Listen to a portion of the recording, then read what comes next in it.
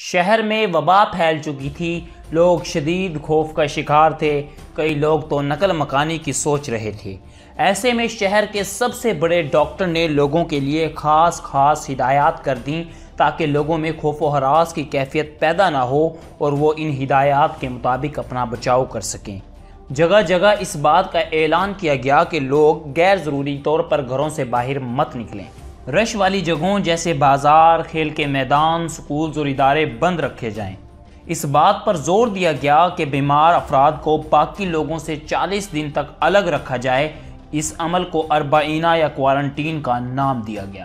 خیال رہے کہ ہم 2020 یعنی 2020 اور کورونا کی بات نہیں کر رہے، بلکہ 11ویں صدی عیسوی میں طاعون کی وبا کی بات کر رہے ہیں۔ اور شہر کے جن بڑے ڈاکٹر کی ہم بات کر رہے ہیں وہ کوئی اور نہیں بلکہ مسلمان فلسفی، سائنسدان اور ماہر طب ابن سینا ہیں۔ جب 2020 یعنی 2020 کے آغاز میں کورونا کی وبا نے آہستہ آہستہ پوری دنیا کو اپنی لپیٹ میں لے لیا تو ہم نے کوارنٹائن، سیلف آئسولیشن اور سوشل ڈسٹینس جیسے الفاظ کو عام استعمال ہوتے دیکھا۔ بہت سی ایسی ویڈیو اور آرٹیکل سامنے آئے جن کے مطابق کوارنٹائن اور اس سے منسلک ضابطۂ کار کی بنیاد ابن سینا نے رکھی۔ لیکن یہ دعویٰ حقیقت پر کتنا مبنی ہے اور کیا اس زمانے میں طاعون اور اس قسم کی وبا پھیلی تھی؟ ابن سینا کون تھے اور ان کو فادر آف میڈیسن کیوں کہا جاتا ہے؟ آج کے دور میں ابن سینا کی علمی وراثت کیا ہے؟ آج کی اس ویڈیو میں آپ لوگ انہی سب سوالوں کے جواب جانیں گے۔ ابن سینا یا ابو علی سینا، جنہیں مغرب میں ایوی سینا کے نام سے یاد کیا جاتا ہے، ان کا مکمل نام ابو علی الحسین ابن عبداللہ ابن سینا تھا۔ آپ 1980 عیسوی میں موجودہ ازبکستان کے شہر بخارا کے قریب پیدا ہوئے۔ بخارا اسلام کے سنہری دور میں کئی صدیوں تک علوم و فنون کا چمکتا ستارہ رہا ہے۔ اس دور میں وہاں افغانیوں کی حکومت تھی جو 819 عیسوی سے 999 عیسوی تک قائم رہی۔ اس دور میں اس جگہ بہت سے اہل علم اور صاحب فن لوگ جمع ہو چکے تھے۔ عظیم مسلمان سائنسدان الرازی اسی سلطنت میں موجود تھے اور وہیں فارسی کے عظیم شاعر اور شاہنامہ جیسے شاہکار کے خالق فردوسی بھی سامانی سلطنت ہی کے زیر سایہ تھے۔ یہ دور مسلمانوں کے ثقافتی، سیاسی، لسانی اور سائنسی اعتبار سے ایک بیداری کا دور تھا، جبکہ اسی دور میں یورپ جہالت اور تنزلی کے راستوں پر اپنے آپ کو گم کر بیٹھا تھا۔ سائنس اور فلسفے کے میدان میں جو چراغاں یونانی علماء اور فلسفی کر گئے تھے، اس کے بعد سے یورپ کے گلی کوچوں میں گہرا اندھیرا سا چھایا ہوا تھا۔ ان کی علمی حالت زار کا اندازہ اس بات سے لگایا جا سکتا ہے کہ ایک دفعہ سر کے شدید درد سے بے حال عورت کے علاج کے لیے اس کی پیشانی پر سلیب کی شکل میں کٹ لگا کر اس کے سر کو کھول دیا گیا اور درد کو ختم کرنے کے لیے اندر نمک مل دیا گیا۔ اب یہ کہنا شاید بلا ضرورت ہے کہ اس کے بعد کیا ہوا ہوگا۔ ابن سینا بچپن ہی سے نہایت ذہین تھے۔ 10 سال کی عمر تک پہنچتے پہنچتے انہوں نے پورا قرآن پاک حفظ کر لیا۔ ساتھ ساتھ دوسرے علوم کا سلسلہ بھی چلتا رہا۔ ان کی لیاقت کا یہ عالم تھا کہ اکثر ان کے استاد بھی ان کے سوالوں کے جواب دینے سے قاصر تھے۔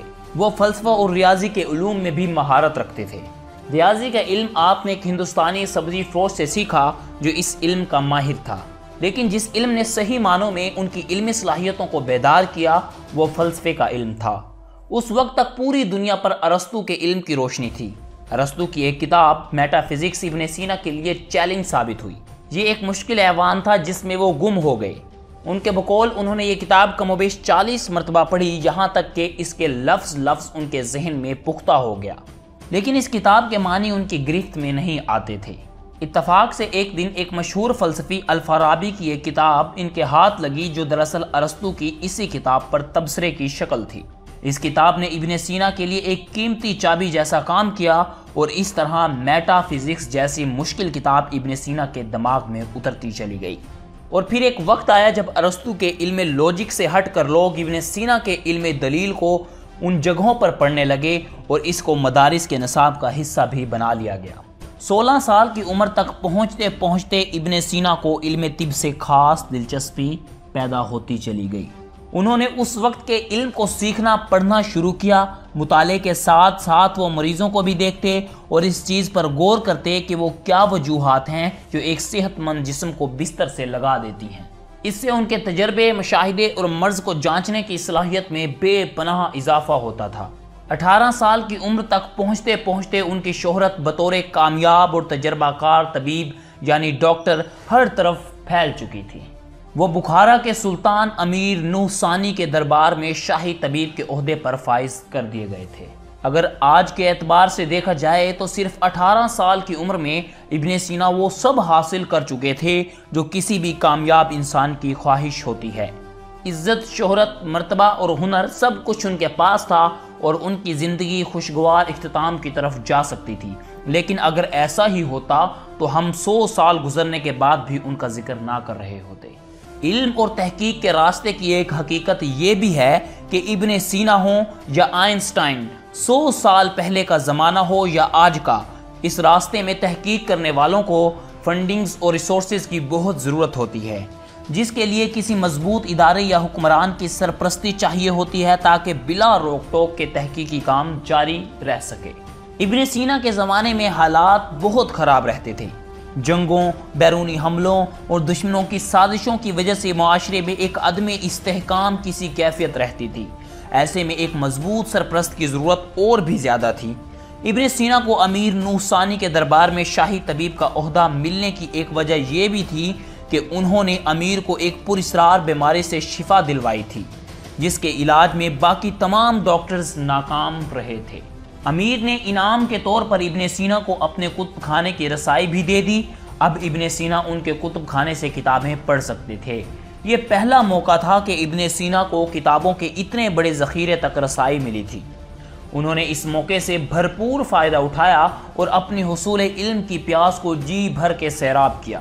لیکن کچھ ہی عرصے بعد سیمانی سلطنت اپنے اختتام کو پہنچی اور ابن سینا کو جان بچا کر وہاں سے بھاگنا پڑا، کیونکہ قابض حکمران ہمیشہ پچھلے حکمران کے عملے اور سٹاف کو یا تو قید کروا دیا کرتے تھے یا ان کی گردنیں اڑا دی جاتی تھیں، اور ابن سینا کو اپنی زندگی میں ان حالات کا سامنا ایک سے زیادہ بار کرنا پڑا تھا۔ پڑھنے پڑھانے کا سلسلہ تو ابن سینا کی تمام زندگی ان سے جڑا رہا۔ اس کے علاوہ بھی کئی ذمہ داریاں ان کے سر پر تھیں۔ وہ نہ صرف تجربہ کار طبیب تھے، فزیشین تھے، بلکہ بیک وقت ایک سائنسی اور علمی محقق، ایک استاد اور شاہی دربار کے سیاسی اور انتظامی امور کے نگران بھی تھے۔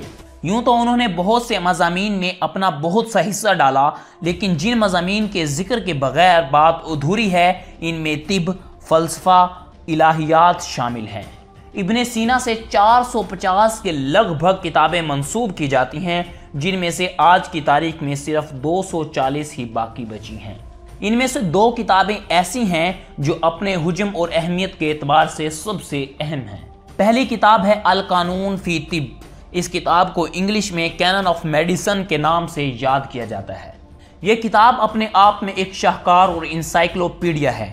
اس کتاب میں ابن سینا نے قدیم زمانے سے لے کر اپنے زمانے تک کا تمام علم طب جمع کر دیا۔ یہ میڈیکل کے علم کا ایک انسائکلوپیڈیا بن گیا۔ اس میں چینی، فارسی اور ہندوستانی میڈیکل علوم بھی جمع تھے۔ یہ کتاب اپنی اشاعت کے تقریباً 600 سال تک دنیا کی مختلف یونیورسٹیز میں پڑھائی جاتی رہی۔ 12ویں صدی عیسوی میں لاطینی زبان میں ترجمہ ہونے کے بعد آہستہ آہستہ یہ کتاب یورپ کے پورے علمی اداروں میں اپنا لی گئی۔ القانون فی طب 5 جلدوں میں شائع ہوئی۔ پہلی جلد میں اصول طب پر بات کی گئی ہے، یعنی جسم کس طرح کام کرتا ہے اور بیماری سے کیا ہوتا ہے۔ دوسری جلد میں ادویات بنانے کے 800 اجزاء اور ان کے خصوصیات کا تذکرہ کیا گیا ہے۔ تیسری جلد میں سر سے لے کر پاؤں تک ایک ایک عضو اور اس میں ہو سکنے والی بیماریوں کا ذکر ہے۔ چوتھی جلد میں ان بیماریوں پر بحث کی گئی ہے جو پورے انسانی جسم پر اثر انداز ہوتی ہیں، اور 5ویں جلد میں مرکب ادویات کا علم ہے۔ ابن سینا نے اپنے وقت کے ہسپتالوں کے نظام کو جدید بنیادوں پر استوار کیا۔ مختلف بیماریوں کے لیے مختلف شعبے بنائے گئے۔ ہسپتال میں ادویات کے لیے الگ سے فارمیسی کا شعبہ بنایا گیا۔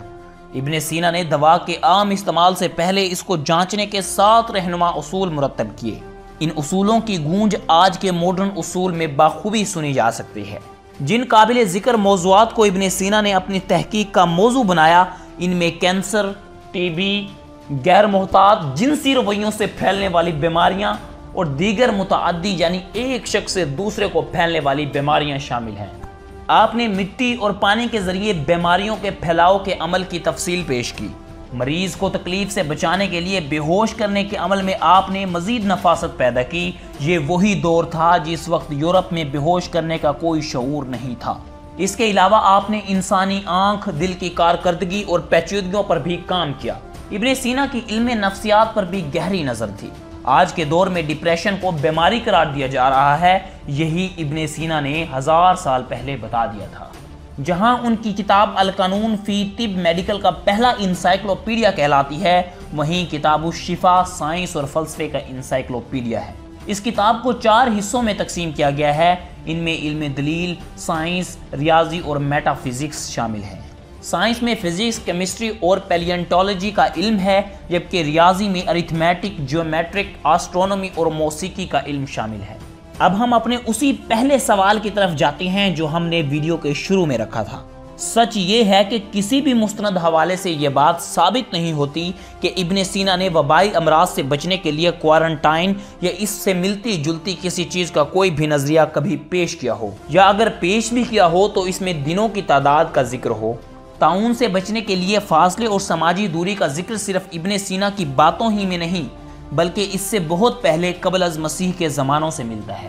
یہاں تک کہ ایک حدیث مبارکہ میں بھی نصیحت کی گئی ہے کہ جس علاقے میں کوئی وبا پھیل جائے وہاں کے لوگ وہیں رکے رہیں اور باہر کے لوگ بھی وہاں جانے سے اجتناب کریں۔ لیکن یہ بھی ایک حقیقت ہے کہ ابن سینا جیسے ایک بڑے اور نامور طبیب کو اس جیسی ادھار کی شہرت کی ضرورت بھی نہیں۔ ابن سینا کا انتقال 1037 میں 57 سال کی عمر میں ایران کے شہر ہمدان میں ہوا۔ ابن سینا جتنے اچھے طبیب تھے اتنے اچھے مریض ثابت نہیں ہوئے۔ وہ کم وقت میں زیادہ سے زیادہ علم حاصل کرنے کی خواہش کو بروئے کار لانے میں جو انتھک محنت کر رہے تھے، یہی محنت تھکن اور نڈھال کر دینے کا باعث بنی، اور اپنی خواہش کے عین مطابق ابن سینا نے گہرائی والی چھوٹی زندگی کو لمبی زندگی مگر خالی اور کھوکھلی زندگی پر ترجیح دی۔ بستر مرگ پر انہوں نے اپنے غلام آزاد کیے، اپنی پونجی خیرات کی اور آخری لمحات میں قرآن پاک کی تلاوت کرتے ہوئے اس دنیا سے رخصت کر گئے۔ وہاب وائس کے معزز دوستو، ہم نے یہ ویڈیو بہت زیادہ ریسرچ کے بعد بنائی ہے۔ آپ ہماری محنت کا صلہ ہمارے یوٹیوب چینل کو سبسکرائب کر کے دیجیے گا۔ شکریہ۔